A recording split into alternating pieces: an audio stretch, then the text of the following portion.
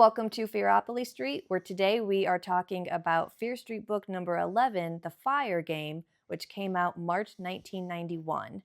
And Olivia, how old were you? In March 1991, I turned 8. 8? Okay. I am close to being 12 years old. Okay. Close. It was just a game. The first fire started almost by accident. A wastebasket fire in the school library. Jill Franks and her friends found it exciting, and it got them out of school for a few hours. Who could have guessed the fire game would quickly spread, that one fire would lead to another, that Jill and Andrea and Diane and the 3 boys they hung out with would find themselves caught up in the most dangerous and deadly game of all. When one of their fires ends in murder, the game ends, and the real terror begins. All of them realize that someone's playing the game for keeps. Now Jill has no choice. She knows she must find the murderer before her life goes up in flames. That feels way more dramatic than this book deserves. It is very dramatic. Way more than the stakes and stuff in this book are not that intense. No, not at all. So in chapter 1, it's the whole book is in third person, and like you said, it's missing the chapter titles. Jill Frank and best friend Andrea Hubbard are studying with their other friend Diane Hamilton in the school library. Jill might be a flat earther. Hate the protagonist right off the bat. And all 3 are on, you guessed it, the gymnastics team. And yet they never mention any of our other gymnastics friends in this book. Like, you'd think they'd drop those names. Yeah. David Metcalf, Andrea is competing in the state gymnastics championship and needs to choose a song for her routine. Diane suggests she use original music written by newcomer Gabe Miller. She and Gabe are friends. And he's from a big city and is worried about living in Shadyside because Shadyside is just so small for his big city shoes. Then their 2 guy friends, Max Bogner and Nick Malone, come by. They like horror movies and both have a crush on Jill. They talk about a horror movie called The Torch, which I looked up, and it's a Spanish movie from the 1950s. Okay. They talk about the movie The Torch that they watched last night, and they pull out their lighters. Diane doesn't like fire and starts to freak out, but the boys won't stop. And then Nick accidentally sets a folder on fire, and it bursts into flames. So dramatic. You know, those flammable trapper keepers. I was assuming like a manila folder. Okay, I thought that it was like a Lisa Frank folder. Oh, yeah, those would be less flammable. Mm-hmm. I was thinking the manila ones, it's just like paper. Okay. So, of course, it would catch easily. I don't know, though. So, in chapter 2, Andrea puts out the fire and throws the folder into the trash can. Man, I know teens are dumb, but seriously. Mm-hmm. Diane runs off terrified, which doesn't make sense later. Jill and Andrea follow her and tell her she's overreacting, and Diane agrees. While in algebra class, Jill thinks about the mysterious new kid, Gabe. She can't believe he's into music. And she hasn't even met him yet or seen him at all. So this is just like the idea of a boy likes music. Well, like writes music. Right. He's a composer of music and his guitar. Yeah, I guess. But like, you haven't even met him. Anyway. Mm-hmm. Just then, she smells smoke, and the school's fire alarm goes off. All the students are escorted out of the school. Terry Ryan tells Jill there's a fire in the library, and Jill sees 2 firemen carry out a smoky trash can, the same trash can that Andrea threw the burnt folder into. Fun fact, this is why we all have cameras in the school now. Yes. Because otherwise, if they wrote this book today, it ends real quick. They get caught immediately, and we're done. Immediately. And we're done. Do you recognize the name Terry Ryan? Oh, I did not notice that. I just skimmed right over. Yeah, he was one of the Halloween party attendees. Okay. We do have a couple of people that show up later that I wrote down, but I missed that one. In chapter 3, after school, the gang is at a diner eating fries and talking about the fire they accidentally started. Gabe walks in, and Diane introduces him to everyone. Jill is completely smitten. They tell Gabe about the fire, and he's very unimpressed. The boys ask Gabe if he ever set a fire, and Gabe plays it cool. However, Jill sees Diane shaking her head at Gabe and wonders what secret they are keeping. None, apparently. None whatsoever. No, they lead you to believe that there's this backstory that involves fire with the 2 of them. And I guess technically, like, we do find out why Diane's afraid of fire. Yeah. But it has nothing to do with Gabe. It has nothing to do with him. I mean, I guess he was present for it, but still, it feels very unsatisfying. Well, in chapter 4, Gabe joins the gang at the school lunch table and basically has a chip on his shoulder about how lame Shady Side is. The boys tell him about Fear Street, and Diane tells everyone that her parents just bought a cabin in Fear Street Woods and they should stay there this weekend as a friends trip, which is, Diane must be so loaded that her parents just Yes. bought 2 houses in Shady Side, Yes. a cabin and a regular. That boggle, because they said she's the new girl. She's been in town like a year or 2, Mhm. right? Yeah. So, and also, if you're buying a cabin, are you really going to buy it in the same town? In the same town. In Yeah, the- what are they, 20 minutes away At from it? most, I was thinking like 5. Yeah, I mean, maybe her dad's like a hunter. Well, no, they don't He does mention his that. art. He does Yeah, his he art does out his there. art. So it's like his workshop. Go get a she shed for the backyard. You don't need a cabin, sir. I mean, there's a couple other references in this book of how rich they are, but Mhm. Jesus. I know. Like, yeah, anyway.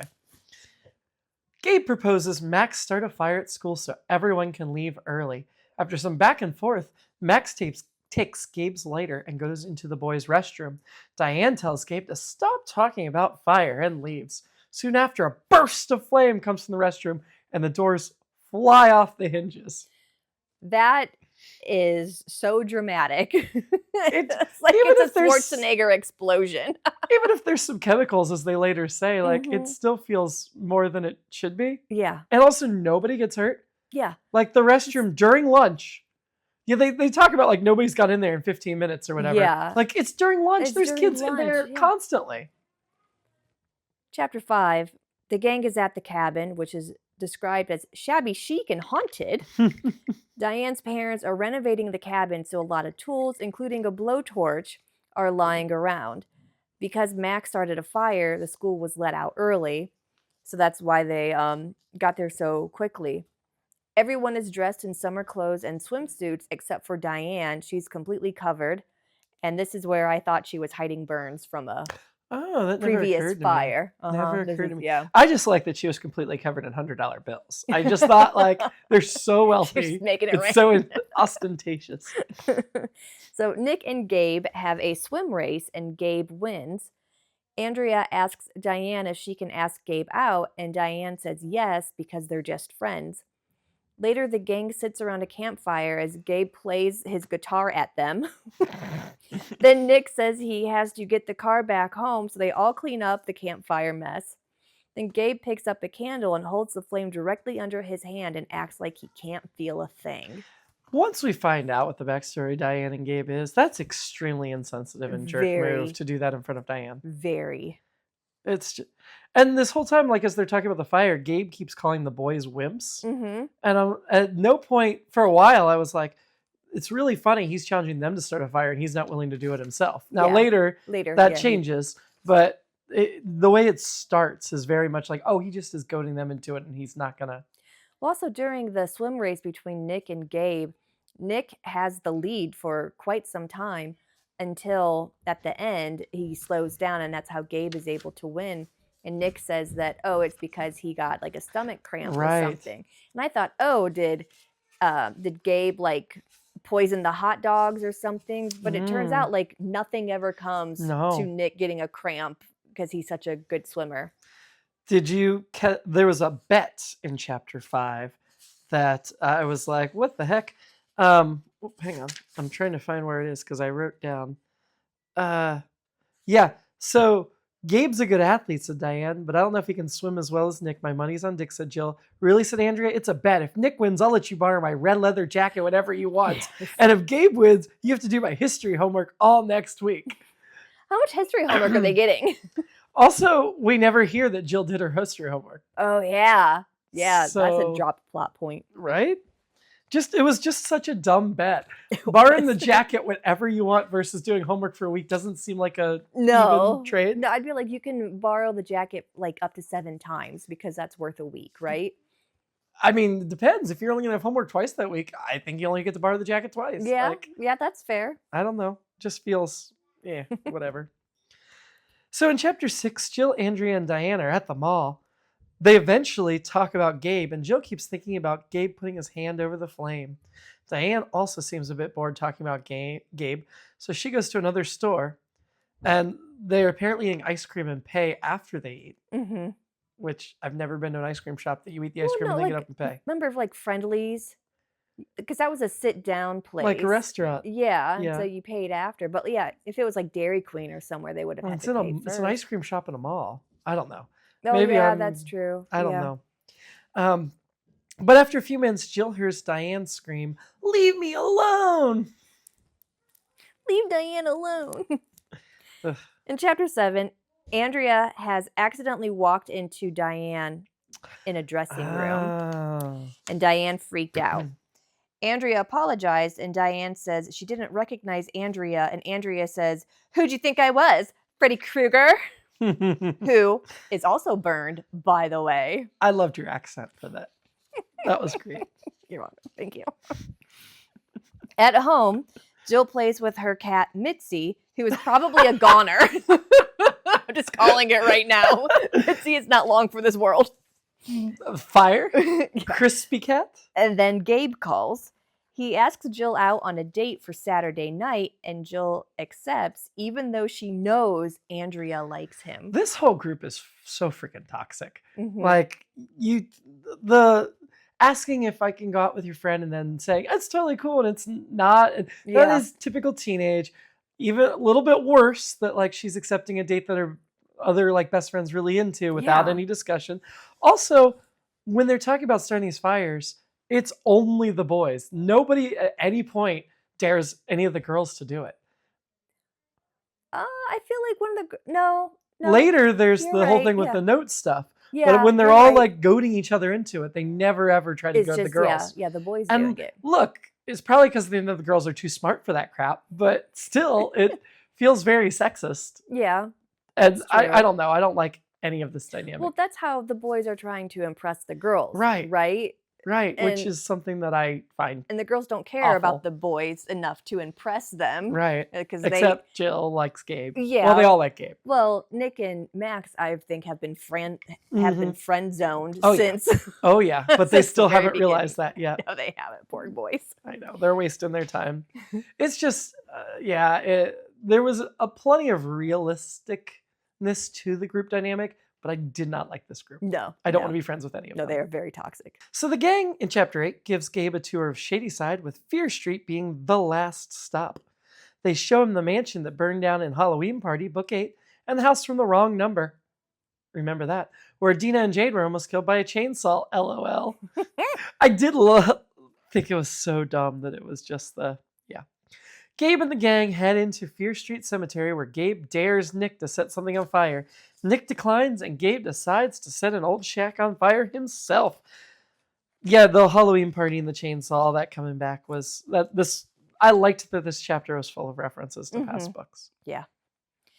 In chapter 9, the shack goes up in a blaze, and Gabe tells Nick that it's his turn now. As the fire department comes to the rescue, the gang drives off. They drive around Shadyside, and Andrea asks Gabe to come watch her gymnastics routine on Saturday night, but Gabe has his date with Jill, so he offers next Thursday. As they're driving around, Jill and the rest of the gang see Andrea and Gabe kissing in the back seat.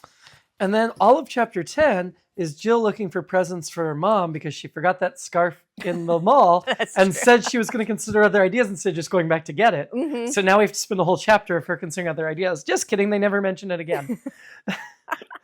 For whatever reason. Chapter 10, the girls are having a sleepover at Andrea's house and are amazed by her new computer that can play games and has a word processor.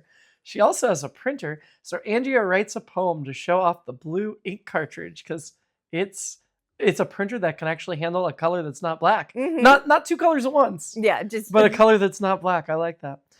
I hope you won't think I'm a liar, but I love it when Gabe plays with fire. That's the poem. It's the best poem. It's honest in a very awkward way. It's honest, but yet alarming. Right. But also, that's so typical of like teenage girls being impressed by stupid macho crap. Diane and Jill aren't really amused by Gabe's pyromania and talk about the recent news articles all about the arson. Diane wants all the fire games to stop, but Andrea disagrees. Just then the phone rings and Jill answers for Andrea. It's the Shadyside Fire Department and they want to question Andrea about the recent fires. Chapter 11, just kidding. It's a prank call from Max and Nick. Later, Jill finally tells Andrea that she and Gabe are going on a date Saturday night, to which Andrea replies that she doesn't really care because she is going to see him Thursday, and may the best woman win. On her date with Gabe, Gabe plays the guitar at Jill. He's sensitive and nice and nowhere near the bad boy he's been when he's hanging out with the gang. Jill asks Gabe to stop with the fire game, and Gabe tells her no because it's not a big deal and they're only joking around. As Gabe and Jill head to his car, they see that someone has set his car on fire. Gabe runs through the crowd to put out the fire, but he's too late and the fire reaches the gas tank. Yeah. They talk about going to get a sale on pepperoni in this episode. Yeah. Not pizza, just pepperoni. Just pepperoni at a pizza shop. Does Pete's Pizza have 2 locations? Because it doesn't sound like they're going to the mall. Yeah, because one is in the mall. Yeah, and I don't know where they are in Shadyside for this one. In chapter 12, after talking to the fire chief, Gabe and Jill both think it was Nick who set Gabe's car on fire.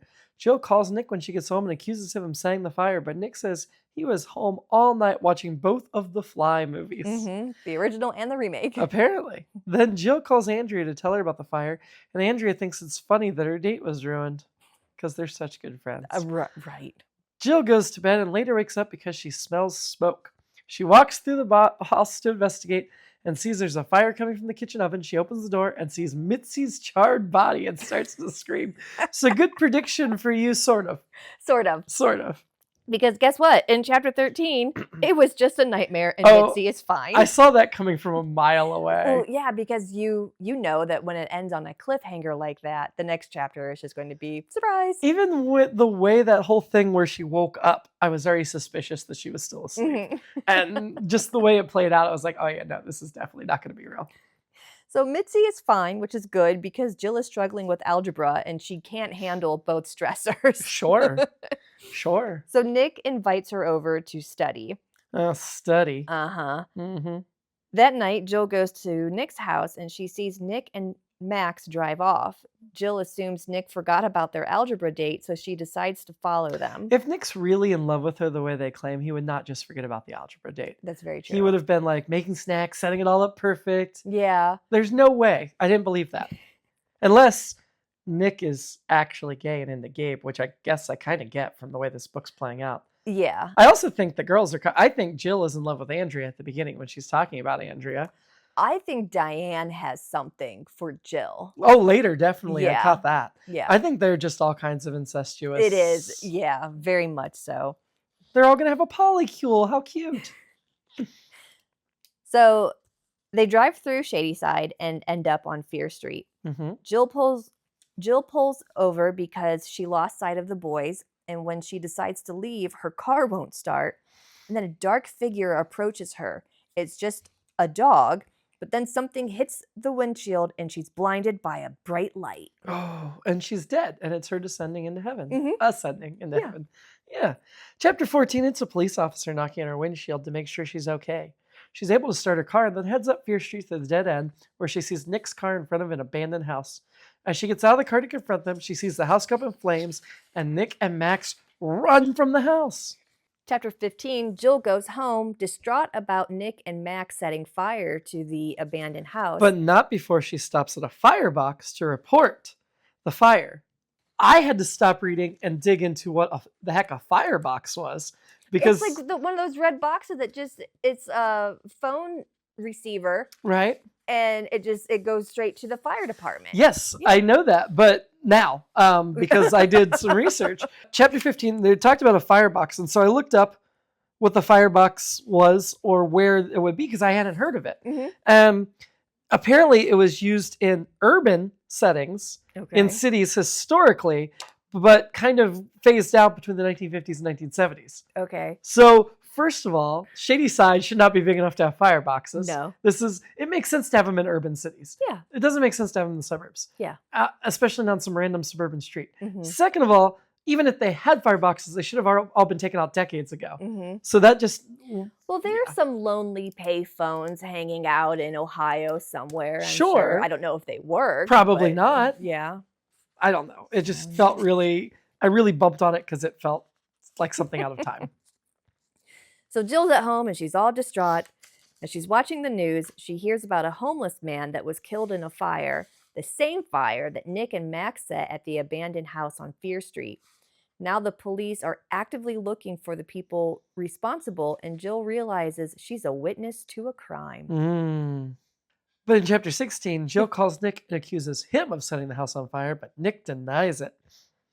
This is the chapter that I figured out who it was, for sure. Like, I suspected, but I was like, oh no, definitely. Then Jill tells Nick that she saw them, and he confesses they went to Fear Street but didn't set the fire. Nick tells her someone left a note on his door to go to Fear Street if he wants to see some real action. Max got one too, so they went together, but they didn't set the house on fire. Jill calls Diane and tells her what's going on. Diane proposes an intervention on Nick and Max. Nick shows Diane and Jill the note he got, and they see the note was written on the computer in blue ink, which definitely means it's not Andrea. It's way too.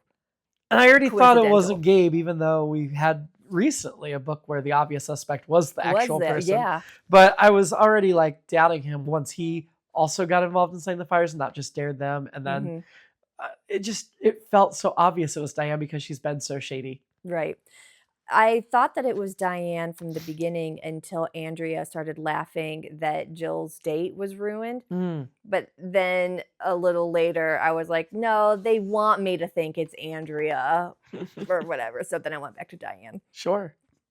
In chapter 17, Diane and Jill go to Andrea's to confront her. Andrea denies it and says they are coming after her because they are jealous she is dating Gabe. Andrea tells them to leave, and they do, but they still don't believe Andrea is telling the truth. In chapter 18, Andrea calls Jill at 3 a.m. and tells her that she didn't start the fire, but she thinks she knows who did it, and it has to do with Gabe. They agree to meet before school to talk about it. Just talk about it then. Right.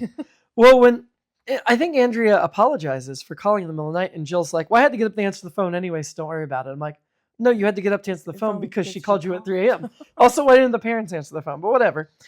Jill goes to the locker room to meet Andrea, but sees Diane there instead. Diane tells Jill that Andrea asked her to meet her there to go over her routine, but she can't find her. Jill and Diane look around for Andrea, and Diane finds Andrea dead behind a few gym mats. Did not believe that one for a second either. She's so dead. She's such a major character. You don't just kill her off screen like that. That's true. I mean, later in the series, RL does start killing off main characters. Off screen? In the Prom Queen. Oh, okay. I believe it's off screen. Not the movie, but the actual book. I thought I read that. You did read it. Okay, I don't remember anything about it. It was a year ago. It was. It's gone. In chapter 19, nope, Andrea's not dead. Jill and Diane think Andrea fell off the balance beam because she didn't wait for Diane to spot her. Diane thinks Andrea did it on purpose due to guilt over starting fires, but Jill thinks Gabe pushed her. The gang, minus Andrea, have a meeting and accuse Gabe of setting the fire and hurting Andrea, but Gabe denies it. Diane keeps pointing the finger at Andrea, and Jill thinks it might be an outsider, but Gabe tells everyone that it has to be someone in the group. Well, obviously, at this point, it's too late to bring in a new character. Right. Yeah.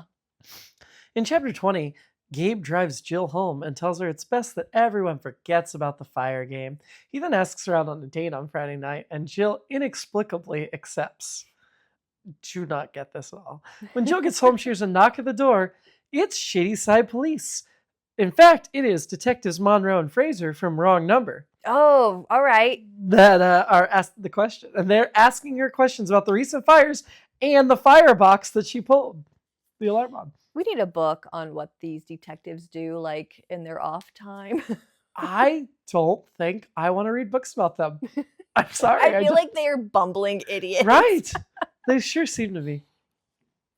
In chapter 21, the police tell her they know she was on Fear Street the night of the fire because a police officer recorded his interaction with her. Jill lies and tells the cops that she had a fight with her boyfriend and drove around, but she didn't see anything. The police tell her that someone reported the fire from a firebox on the corner of Fear Street and then thank her for her time. Mm-hmm. I mean, just give up all the information you have. Oh, absolutely. I did see when I was looking up Detective Fraser and Monroe, they're both best known for The Wrong Number, so I don't think we're going to get much of them. Okay. However, Detective Monroe is in this show. Fear Street that they made. Oh, really? So despite his very small appearance in the series, they thought he was important enough to To include put him, all in the right. show. So I have not watched the show, but now I kind of want to. Well, when we get to the end of the book series, Oh, maybe. yeah, we'll do that. Chapter 22. The next day, Jill calls the hospital to get an update on Andrea, but she's still unconscious. Jill tells Diane that she wants to go to the police, and Diane agrees, but first thinks it's a good idea for Jill to have a clear head.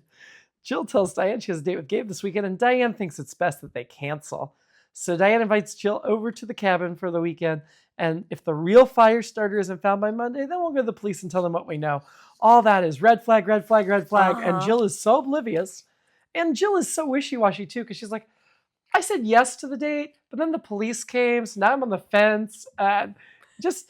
She must be a Pisces. I don't know, but she's ridiculous. In chapter 23, at the cabin, Jill and Diane eat pizza and forget about all their troubles. They eat a lot of pizza in the series. Diane goes to take a shower, and when she does, the phone rings. Jill answers, and it's Andrea. Andrea tells Jill that Diane knocked her out, and Diane is jealous that she and Jill were dating Gabe because she's in love with Gabe. Andrea tells Jill to get out of there, and Jill sneaks out of the cabin. When Jill reaches her car, she discovers that Diane took her car keys. So Andrea at first thinks it's Diane on the phone. Yes. Mm-hmm. So somebody told her that Diane was at the cabin. Who did she call? Like Diane's house? Right. And then the parents were like, no, she's at the cabin. And then she just assumed that Diane, there wasn't any wondering about who might have been with her at the cabin. Well, and also, I'm a little confused over the phone at the cabin. Because I assume like phone lines just aren't being strung through Fear Street woods to reach these cabins. And how did Andrea get the phone number to the cabin? That's a good point. I mean, I think most of these cabins just didn't have phones, right? I would assume so, yeah. Right. And then also, are their voices so similar that she didn't realize? I don't know. Well, she does have a concussion. Yeah, I don't know. I didn't buy it. Chapter 24, Jill decides to make a run for it through Fear Street woods, but immediately gets lost. As she makes her way around the lake, she sees a flashlight in the distance. Jill walks towards the flashlight and asks the person for help. This is after she's like got off the path, hidden, got back, like knew Diane had passed her, and still was surprised that it was Diane somehow. Like, who else would be in the Fear Street woods right now? Right. Detectives Monroe and Fraser. Yeah. In chapter 25, Diane wonders why Jill left and tells her to come back to the cabin because it's too cold to be out there. Jill heads back to the cabin and decides to tell Diane about Andrea's phone call. She tells Diane that Andrea thinks Diane is the one who wrote the notes and that Diane hit her from behind on the balance beam. At first, Diane denies it and then confesses to Jill that it was her who wrote the notes and hit Andrea because Andrea found out the truth. And now Jill knows the truth too. So she must die. She must die. How I get Jill's incompetent, but how did she walk in a circle and get back to the house? I know, right? Like, do you know how to get out of the woods at night since you can't follow the sun? Follow the moon? Or constellation? North Star? You can follow the North Star. Or moss on the trees. Yep. They always grow on the north side. Moss grows on the north side. Yeah. Yep. See, I could maybe survive. All right. One night. One night. I don't know. Unless a wolf gets me. Or I run into Diane. Yeah. But Diane tells Jill that she set Gabe's car on fire in the house on Fear Street as well. She saw Gabe and Jill on a date and got so jealous that she set up Andrea, got completely over all of her trauma about fire to totally start fine. fires. Yeah. Jill reminds Diane that she's afraid of fire, and Diane tells her it's a love-hate relationship now. So ridiculous. And she's like lighting a match. Oh, you. I just kept thinking we were going to find out that they had been involved in some type of fire. And I was like, well, at first it seems set up that Gabe had been the one that started fires. But then it's like, no, Gabe must be covering for Diane because she started a fire. Oh my God. If this is ever made into a TV show, I need a scene where Diane strikes a match and is just staring at it. And hello, darkness, my old friend. I just need that in my life. It's got to be, if they ever made this book into a TV show, it has to be a really bad TV show, right? Yeah. I think if you're going to adapt Fear Street into a TV show, don't fix it. Oh, no. Put it in just as crappy as it is now, with all the same plot holes and all the same ridiculousness, because I think the people that would watch it are going to be our age, first of all. Yeah, are going to appreciate And it. we're going to appreciate how bad it is. Yeah.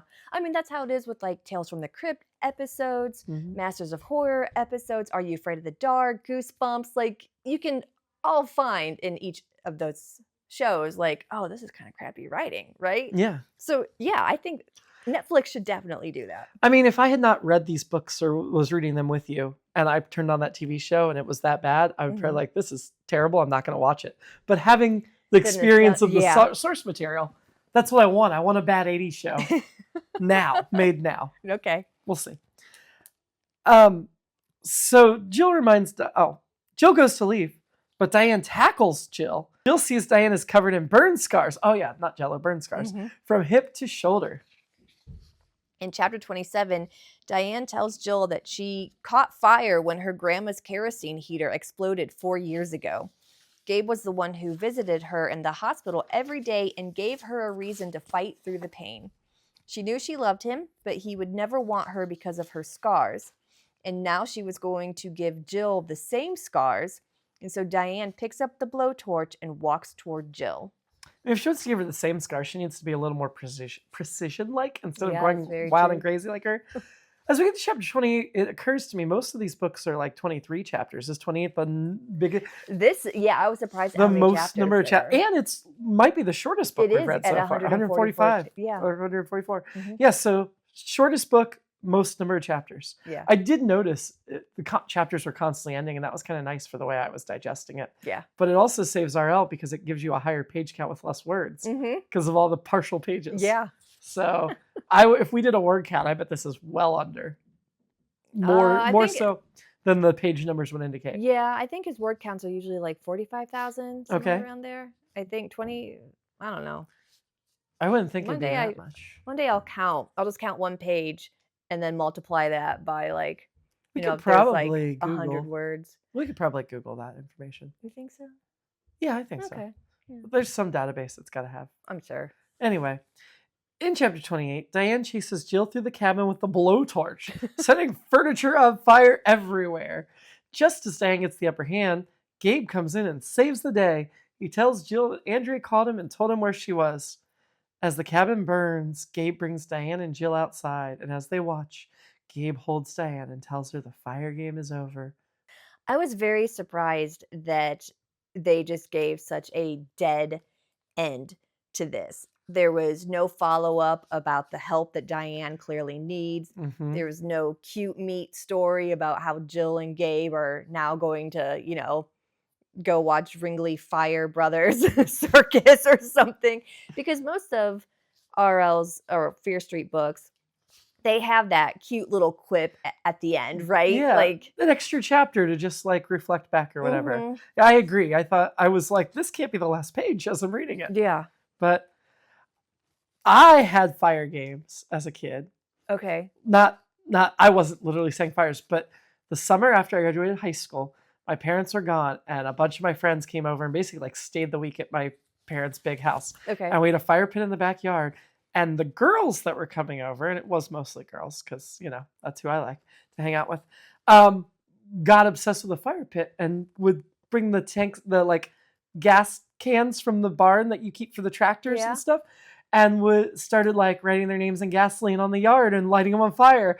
And then they got to a point where they were filling trash bags with gasoline. Oh my friend who that has been in my show that I still know, Wendy, they would go to the gas station, refill it. They were filling up trash bags of gasoline and going to my parents' second story porch off their bedroom and throwing it on the fire pit. Now, so these were girls having fire games at my house. Yeah. I admit I was not being a good steward of the house. I was not participating in these, but I was mostly just inside and not paying attention to that because I was all depressed or whatever. And as one of my friends told me, they had a hose the whole time and it like went down the pool deck so it couldn't catch. So for safety reasons. But my parents, after everything cleared out and we were cleaning up, I go out and the grass around this area is just scorched. Charred, yeah. And so I planted new grass seed, but that was not good enough. Of course not. Of course not. So my parents made, several of my friends did this. They came over on Saturday morning, like early in the morning, and my dad cut sod from the back of the lawn and made us come up and lay sod right up by the house, and it was awful. And and there was a state highway patrol guy that lived down the street and across the road, Yeah. and he said he saw the flames going like 2 stories high, but was just like, oh well. You could have, like, the whole town could have gone up in flames. I mean, we were slightly out in the country. Still. So, yeah, this wasn't, and it was grass. There weren't like trees to spread it to town. Yeah.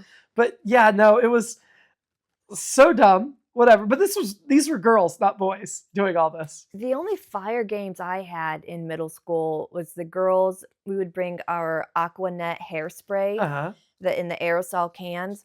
And so the burnouts who had the lighters would team up with the Valley girls who had the Aquanet hairspray, and they would make torches, blow torches. That's so dangerous. In the girls' bathroom. And they weren't torching anything. They were just making it and waving it around. And but that flame can easily come back inside and make the can explode on your hand, right?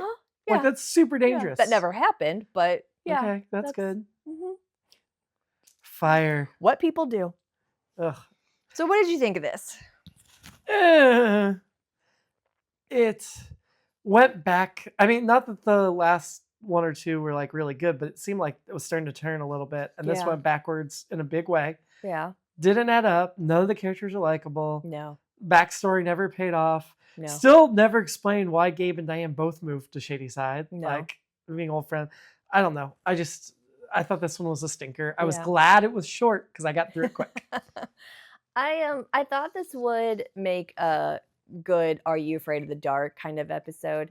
And I liked that RL used references about Fear Street, about like stories that we know. Yes. And I like that it dealt with the toxic masculinity within the friend group, how the boys were always trying to one-up each other. I did like that Nick didn't fall into the peer pressure. The girls, their friendship is so superficial. Like, why would they not know about Diane's scars if they're supposed to be like these best friends that hang out? Right. Oh, I like that we expanded the Shady Side universe with cabins in the woods. I liked that. And so I was like, maybe because this was written in the 90s and I had to go back and think like how teachers were in the 90s. But why were none of the teachers around when these fires were breaking out in the school? Well, this was during the school day, so yeah. Yeah, like, are they not walking the halls? No. So when I was in high school, one kid did set a waste paper basket fire. What happened? But it was like during play rehearsal after hours overnight. Okay. And it was smelled by the teacher in the building, even though it never like got anywhere. They didn't call the fire department, but he got like majorly suspended or something. Like it was a really big deal. One of the kids, he was a year younger than me. He pooped in a trash can and left it in the classroom, and he got expelled the next day. Yeah. Like even if you did not necessarily see the kids, and teachers are generally aware of who's where and what's going on. Like it's not completely oblivious. Yeah. And unsupervised. We had a mention of Mrs. McCormick, which could be Trish McCormick's mom from Halloween Party. I really need to do my spreadsheet. And I wonder if RL has abandoned Corey Brooks and Lisa Bloom, because even though they mentioned the gymnastics team, they weren't mentioned. So I wonder, like, have they graduated? Did RL forget about them? I feel like we've had a mention of them in this school year. In Halloween Party. Yeah, that was this school year. Unless there's been a big time jump we haven't noticed. I don't think there has. Me neither. So I don't think they've graduated yet. Okay. If they started as sophomores, which I think is kind of what we thought they might be, then aren't they seniors by now? Are we in the third school year, or are we still in the second? I think we're still in the second school year. Really? Okay, it's taken a long time. Yeah. So yeah, we might still have another year of them left. We'll have to wait and see. Yeah. What do you give this? I mean, I think a 2 is generous. Really? Out of Okay. 5. I liked it more than you. I give it a 2.75. Okay. Like, I feel 2.5 is a little too low. 3 is too high. So I'm like, fuck it. I think by the time we get to the 10th or the 15th, 20th book in the series, you're going to be like, I give him a 3.1634. Just get more and more. I'm going to learn what gymnastics scores are, and I'm going to give them gymnastics scores. I mean, gymnastics sounds fun. I'm sad I never did it, but there wasn't any type of gymnastics team in my Oh, town. absolutely not. And if there No. was, the boys would not have been doing it. Yeah.